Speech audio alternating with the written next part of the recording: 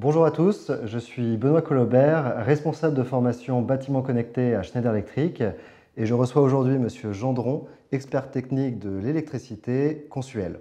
Bonjour Monsieur Collobert. Bonjour. La norme NFC 1500 évolue. Quels sont les motifs ou les besoins qui expliquent justement cette évolution? Les raisons qui ont conduit à la révision de la NFC 1500 sont multiples et variées. Premièrement, face aux enjeux liés à la transition énergétique, la mobilité devient électrique, la production locale d'électricité se développe en privilégiant l'autoconsommation, et tout cela en étant connecté de manière sûre et performante. D'autre part, la norme d'installation française doit prendre en compte les évolutions au niveau des documents harmonisés au plan européen. N'oublions pas non plus les progrès technologiques au niveau des matériels constituant une installation électrique. On peut citer à titre d'exemple les dispositifs pour la protection contre les arcs électriques dangereux.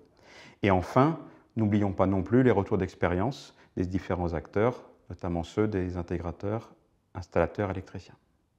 Très bien. Et quelles sont les principales évolutions de cette norme?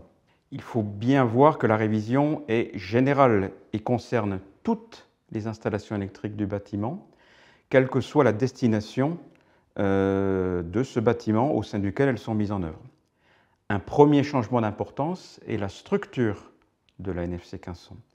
Jusqu'à présent, elle était monobloc, elle devient désormais une série de 21 normes.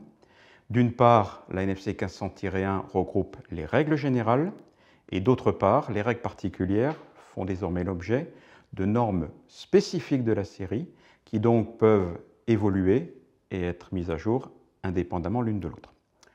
Mais au-delà de ce changement d'importance, 3 évolutions techniques majeures au niveau des règles générales méritent d'être citées. D'une part, les modes de pose et le dimensionnement des canalisations électriques.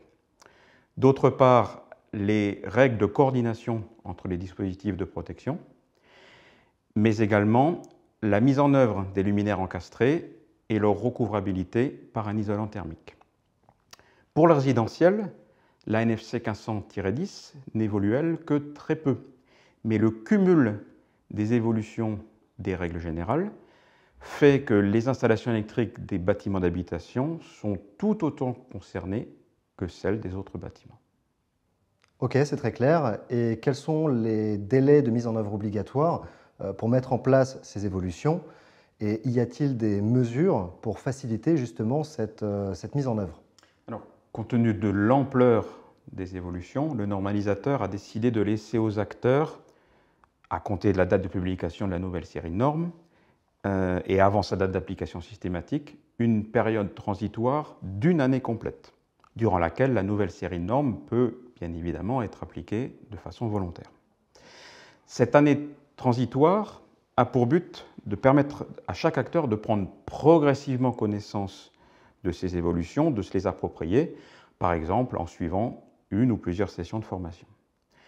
Pour l'application de la norme, la date à prendre en référence est, comme à l'accoutumée, la date de dépôt de permis de construire ou encore la date de déclaration préalable de construction ou à défaut la date de signature du marché. En synthèse, tous les acteurs de la filière électricité du bâtiment sont directement concernés par ces évolutions de la norme NFC 1500, dont l'application contribuera à n'en pas douter à répondre aux enjeux de la transition énergétique. Ne perdez pas de temps.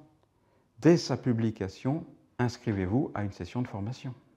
Très bien, Monsieur Gendron. Je suis sûr et certain que nos électriciens y voient plus clair maintenant. Merci à vous. Merci beaucoup.